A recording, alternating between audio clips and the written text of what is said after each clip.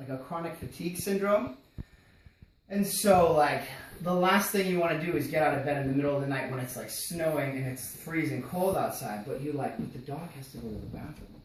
You love the dog, like in the middle of the day it's so like cute to play with, and it's, you know, you can enjoy the softer side of things, but when things get hard, how do you show up for yourself and how do you show up for the people around you? So that's just like one example for me of how yoga works, that it asks more of you. And then when you step outside of the yoga room, you ask more of yourself. And you come into the power of possibility, which is the talk that we're going to do right now. So, before we start, is she still your girlfriend? No. That's the key point. There's no more girlfriend there. No. Well, The dog did it. The dog didn't do it. I love it. It was Siberian Husky. Oh. She loved to go out in the snow. Literally would just like leap in the air, leap and leap and leap.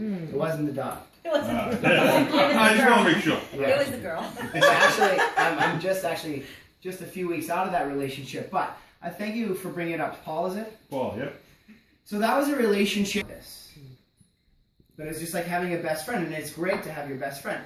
But there was, like, from the beginning, there was something missing. But we both stayed enrolled in the relationship because it was working, and how nice does it feel to, like, go to bed with somebody, to wrap them in your arms, and to feel that comfort of love and connection, you know, and to wake up next to that person. It's really great. But then there's all the other things. There's like so much to a relationship, and so eventually, you know, we came to a place where we said, this isn't working for either of us. Even though, you know, it was like I lost my best friend. So now at nighttime, sometimes I experience loneliness. But the loneliness only lasts for so long. It comes and it goes like waves. Our feelings, they're like guests. They come, they stay for a while, and then they're done. So anything that I say to any of you guys tonight, like, I'm 30 years old. You're all at least 1 year older than I am. Good answer. And so, like, I'm not telling you anything you don't already know.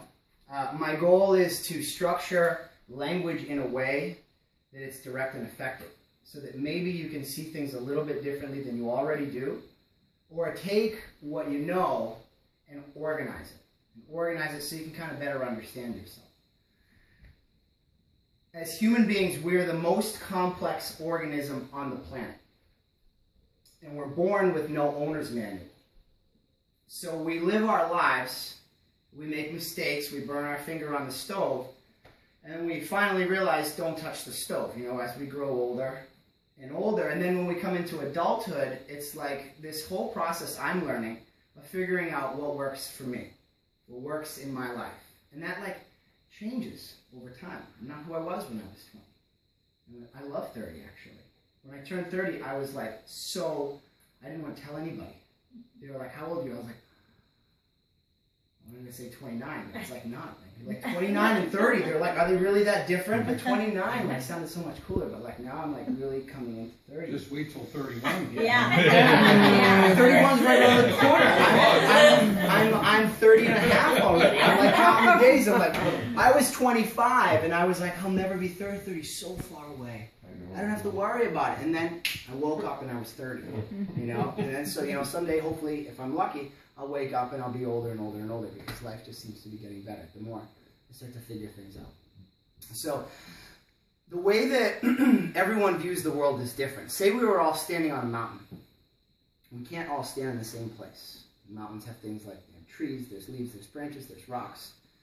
And if, let's say we're all standing just 1 foot apart on the mountain and we were looking in the same direction, would any of us see the same exact thing? Yes or no? Like there could be a tree right in front of me. That tree is not in front of you, Paul, but you can see something that I can't see, right? So the analogy is that on the surface we're all different. We see the world differently based on how we grew up and everything that happened in our lives. All of our experiences kind of created the meaning of life to me, the meaning of life to any one of you. And if I asked every one of you, everyone would give like a little bit different of an answer, because we're all standing on different parts of the mountain. So if we can understand that, then we can kind of think, okay, well, where are we the same? Because we're really like not all that different, even though we are. And where we're the same is where it matters most. On the deep, deep levels, And that is, let me ask you a question. Who of you doesn't want to experience love in your life? Raise your hand. Who of you doesn't want to experience a sense of joy or happiness in their life?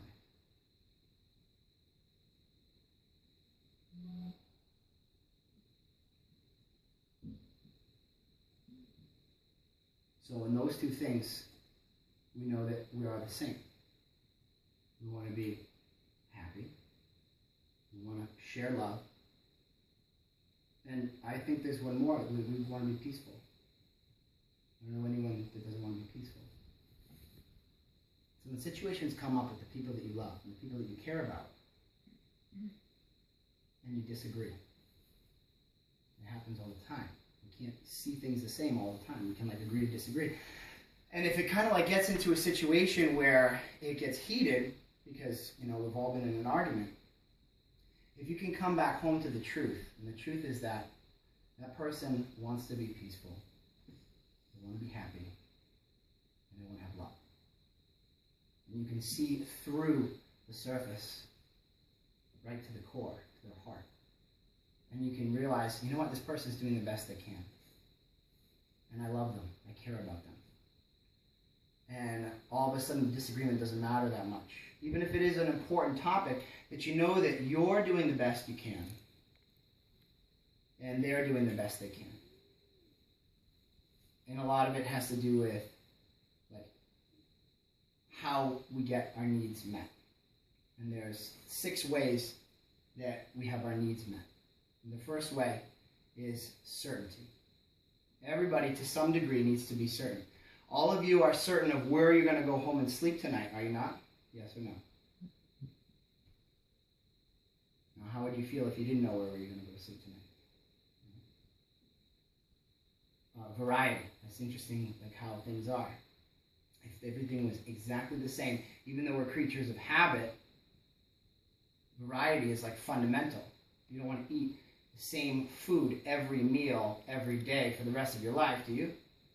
Absolutely not. And significance.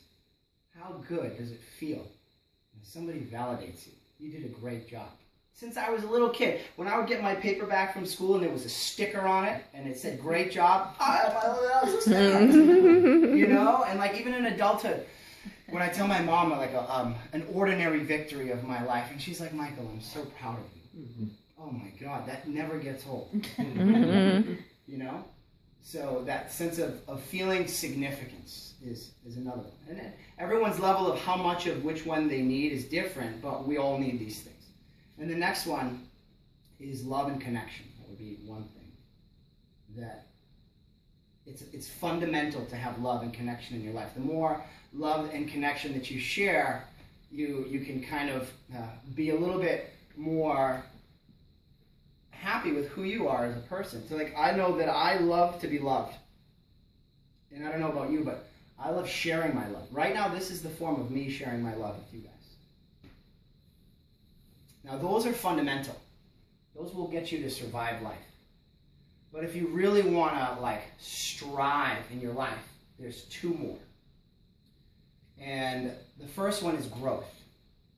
One of my teachers says, if you're not growing, you're dying.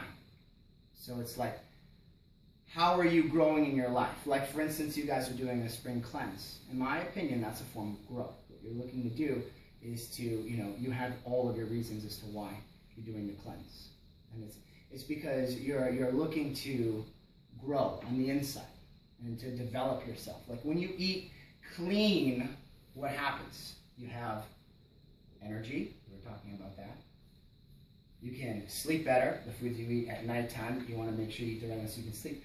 And while you're sleeping, what happens? All of those nutrients in the foods that you eat what are they doing? They're healing your body. And when you wake up in the morning, you've set yourself up for success for your day. Now, how great does it feel to wake up in the morning, like ready to go? Does that happen every day? I know for me it doesn't. And I'm a very motivated type of person.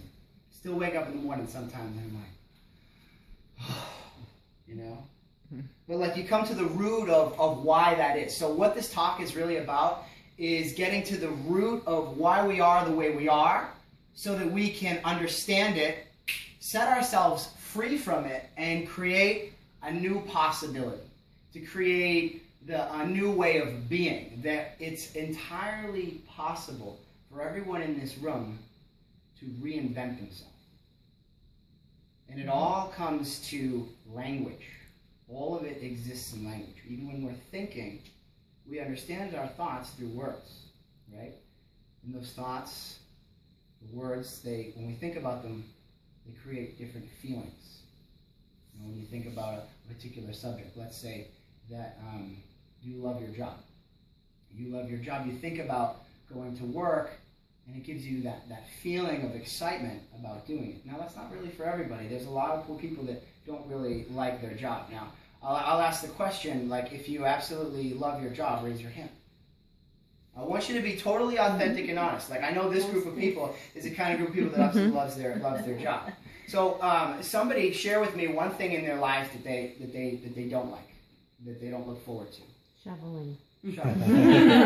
So, okay, that's a great example. So in the winter, you wake up in the morning, and so, like, let's say that you're the person who's responsible for shoveling, that you're not excited about that, you know? And so, why is that? You're not excited because you have to think that there's work behind it, and it's not easy to do, and it's going to take your energy, and you have your time. You want to do it with all these other things, but it's entirely possible to create the thought that, you know, well, in me shoveling, I'm going to build strength, and I'm also going to create a safe environment for anyone who's going to walk by. So it's like I'm providing service for my own safety and for other people, and for to build my own strength and to have a sense of accomplishment after you do it. You come into like the reframe, you come out of the pain and into the peace. You just keep coming back to that. So don't let me digress. I'm going to come back. So growth, and the last one is contribution. Is how are you putting yourself in service to the world? Because if Mike is all about Mike his whole life, it's only going to get me so far. Would you guys agree with me on that? Mm-hmm. Right? And I'm sure that all of you are involved somehow in community or have some way that you're contributing. And how good does it feel? I feel, in my opinion, I get maximum satisfaction off of contributing to people, to whether it's a talk with my sister when she's feeling sad, that I can really like kind of listen.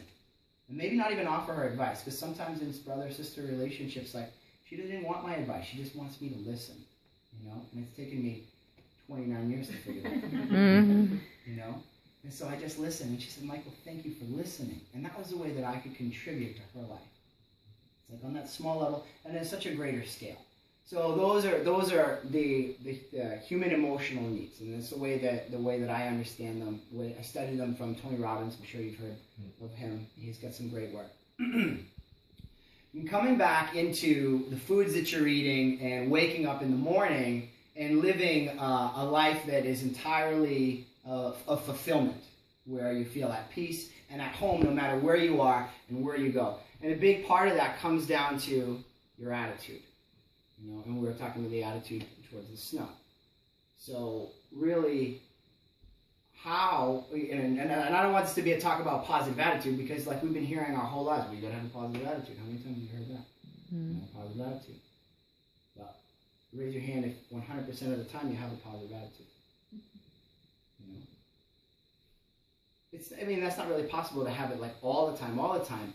But for the most part, that's where you need to be. And so you ask the question, like, where does attitude come from? How do we get there? We're getting back to the root of things.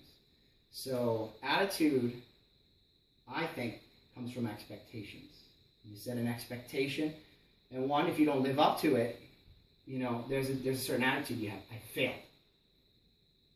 That's one way to think of it. Thomas Edison. You all have heard of Thomas Edison. Thomas Edison was trying to create the conventional light bulb that we have right now. And do you know how many times he failed? He failed like 10,000 times. Did you know that? So he failed 10,000 times. After his 5,000th fail, a young reporter came to him and interviewed him, and he said, you know, what are you going to give this up? This is silly. You've failed 5,000 times, and everyone knows that man is meant to walk through his life with a kerosene lantern to light the way. And what Thomas Edison said to the young reporter was, young man, there's a lot that you don't know about life. And one of the things that you don't know is, I didn't fail 5,000 times. I found 5,000 ways it didn't work. Mm-hmm. Which puts me 5,000 ways closer to what will work. And he went on to have some really great inventions to make himself, a whole lot of people, a bunch of money, and give us the convenience of what we have here today. Huge. Mm-hmm. Huge. That was his attitude. And so expectations is like the way that you set expectations in your life is what's going to happen. If you expect to do good at something, or you expect to do bad at something, if you expect that you're not going to do good on a test, you think you're going to do good on it? You think you're going to do good on that test, you're probably, even if you don't do good, you'll probably do better than you would if you go into it thinking, I'm no good at this. And even if you are no good at it, you can say something along the lines of, this is a difficult topic for me, but I believe it's possible for me to become great at it. And this is developing mastery in your life. Whatever it is, however it's applicable to you. And so you set the expectations that we can live a life that is of fulfillment, meaningful, where there's happiness, where there's love, where there's connection, where I'm growing, where I'm contributing, where all of my needs are getting met, and it feels right at home always to be. And to do that, you have to take a look at your belief systems. What you believe. You know, the Buddha said, what we think, we become. Our thoughts create our beliefs. And so it's like, I believe that I can present a great yoga class. And so I go in and I present a great yoga class every single time. And it has nothing to do with me. And it has everything to do with everyone else. Like this right here, this conversation, this is for you to share. Every single time I step to teach yoga, I teach that class like it's the last time I'm ever going to get to teach yoga. I have a 1 hour opportunity. Right now I have under an hour opportunity to leave an impact on you guys, to go home with, for you to consider, you know what? I know what's possible in my life. And I learned some things, or I took some things and understand them in a different way than I did before. And I can apply them right away in my life. Tomorrow morning, tonight when I go to bed, by doing something like doing an incantation that says, before you go to sleep, you say, I rest so well tonight. I rest so well tonight. I get such good sleep tonight. Oh my God, it's going to be amazing. As soon as I close my eyes, I'm just going to pass out. And I'm going to wake up and I'm going to feel refreshed. I'm going to wake up and feel refreshed. I'm going to wake up and have a great day tomorrow. I'm so excited I need to calm down so I can get to sleep. I'm going to get such good sleep. And you quiet down. You say it out loud. It's kind of like crazy. And I don't know if your spouse is going to be into it. You got to get them on board. You got to get them on board with this new way of being, this new way of thinking. And so, like, you're kind of like putting it out there to the universe. 1, 2, you're thinking it. 3, you're saying it. 4, you're hearing it. So that's what? That's 4 ways that you're reaffirming what you want. You know, ask fearlessly for what you want, even if it's just out loud to yourself. People who come in the car with me for a car ride think that I'm nuts, because I'm in the car doing that all the time. I love it. And you know what? It's like, I can't tell you how many times that it's just like things have just rolled out exactly the way I wanted to, just because I created the possibility for that to happen. I can tell you there's plenty of times when that didn't work, you know, but it's what I believe, and that's what we're talking about right now. So how do we form our beliefs? Our beliefs come from, really, they start at childhood. And at childhood, the way that our parents raised us, and really, like, our parents were just doing the best that they can. But they're less than perfect too, you know? My mom was really tough on me when I was a kid. My father, he left when I was 8. And it was just my mom, my sister, and I had to, like, watch the family. So I had to be like a grown-up. friends were outside playing in the yard football, and I couldn't even go outside after school. I had to do my homework. And if I was outside and my mom came home and she saw me out there, she would give me the, like, I'm going to kill you look. And then she'd take me inside and she'd take a wooden spoon and spank me. You know? And it's like, so this is like, coming into like, I can't go outside. I can't do that. You know, these things came up. Don't do that. You know, and so what you believe that you can do and you can't do, it creates these boundaries. When you have these boundaries, it's like you're never going to get anywhere with them. So what I'm saying is all of these things are in the world of the ordinary, where there's fear, where there's jealousy, where there's comparing, where there's the sense of wantingness, where there's the sense of aversion, what you don't want, where there's really all of these things that got created from the life that you live. When none of them are actually tangible, they're not real, they're only real here. But it feels real because we think about them. What I'm talking about is erasing the world of ordinary and creating a new world. And that world is the world of possibility and enrollment. So you create the possibility that you want for yourself, and then you enroll in it. And so like enroll would mean like you're signing up for. You're like on board with this new idea that I can eat healthy on a daily basis, and that I can also eat ice cream and still be healthy, and that I can exercise and be consistent and dedicated to it, that I can get to bed at a reasonable hour, so that I can wake up tomorrow morning and have a great attitude for my day. An attitude, if you look at the studies, research shows that, they did this research, I forget who it was, but they interviewed the top 50 or 100 people in Fortune 500 companies, and they asked what would be the one thing you would attribute to your success beyond all, and 85% of them said their attitude, more than the aptitude. And so if you think about that, then anything is possible. You don't necessarily have to have the best education. You don't necessarily have to be the best at anything to really create the life that you want to live. So erasing what you believe or changing what you believe to creating a new belief systems, and then setting new expectations, and then having a new attitude. And all of this really like comes down to this really important factor that I want to share with you. And you've probably heard of it. It's called the self-concept. And self-concept consists of three things. Your self-ideal. So what is your ideal self? Somebody just say what not your personally, but define what ideal self would be.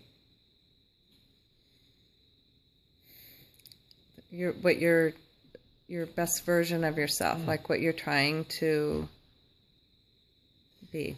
Ideal self is formulated from all the people you look up to in your life. Like, you know, if you have a friend who's really great, or a coworker, or a celebrity that you look up to, or your parents, or somebody in business particularly or somebody who looks a certain way, somebody who dresses a certain way. You take all these different people, what you like about them, and it creates what your ideal self is. And it's based off of influences on the outside. So that's ideal self. The next one is your self-image. What your image of yourself is. It's like looking in the mirror, what you see. It's the photograph of you. And self-image, like my self-image is, you know, when I see in the mirror, I look like, and now I look and I see a handsome guy. But it took 28 years to get there. I mean, this is like new for me. So it's like, this is my excitement is because I want to share it, because we can all look in the mirror and see somebody that's beautiful, regardless. You know, it doesn't matter what you look like, because what you look like on the outside, that's just the surface. It's like who you are on the inside, to see a beautiful person. And when you're looking in the mirror and you see somebody that you love, somebody that you adore. Well, adore is like, you know, kind of viewed as a godlike, like that you're just like so precious. And the last one is your self-esteem. And that's probably the biggest one. Your attitude or your self-concept, huge part of it is self-esteem. And like self-esteem is like historically low in the whole world. I don't know if you guys knew that. The self-esteem, like the way that you feel about yourself. That's the root. How you feel about yourself. And so all of these things play into the things you believe. Because if you feel low energy about yourself, if you feel like you're not good enough, if you feel like you're just average, you feel like you're scared, then the things you believe in are going to align with those things. And then your expectations are going to align with those things. And then your attitude is going to align with those things. So you have to come into the place of really liking yourself. That's like the key. If there is like one thing I want you to leave with, is that you got to like yourself. You don't have to like necessarily love yourself, you gotta like yourself. And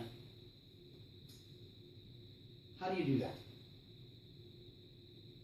I'll give you the easiest way. You say it out loud. I like myself. I like myself. Will you guys humor me? We all say it. I like myself. I like myself. Look at you, everyone's smiling. Right? Mm-hmm. It works.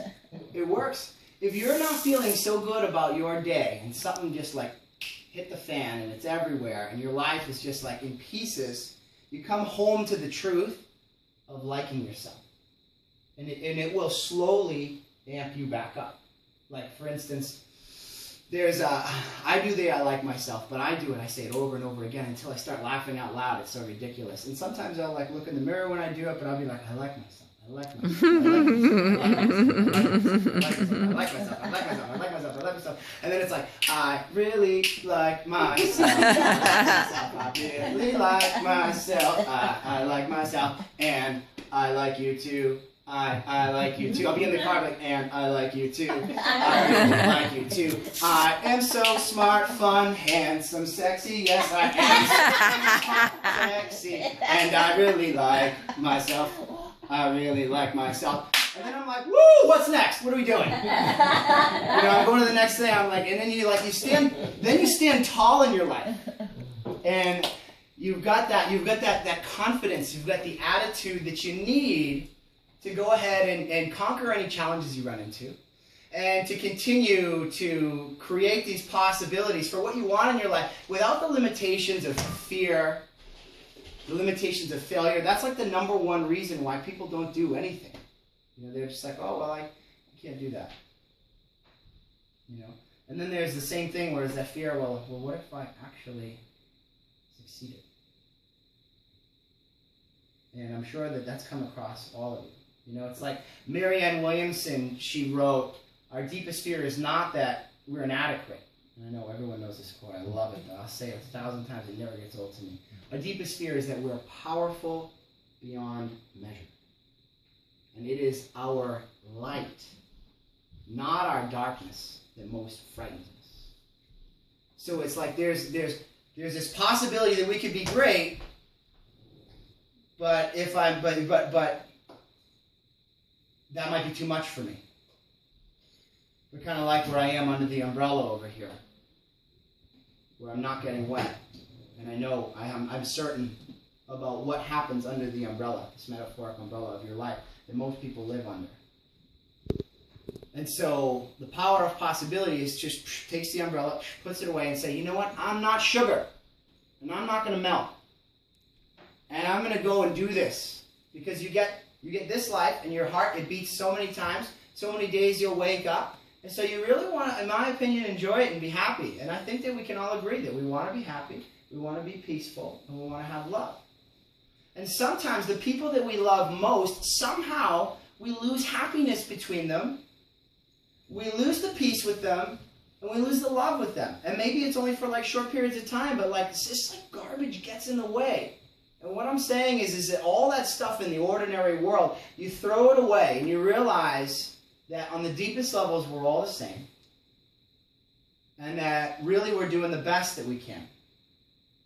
And we got to come back home to loving each other and having that hug, the connection, to sharing it, with whoever it is. Like I could tell you, like there are times when I was mad at my mom or I was mad at my dad. Like my dad left when I was 8, but you know what? My dad, he was like my hero, and then he went to 0 when he left. And I was mad at him for so many years. I yelled at him. And then finally, I was like, I have to resolve this. And I went to Greece. He lives in Greece.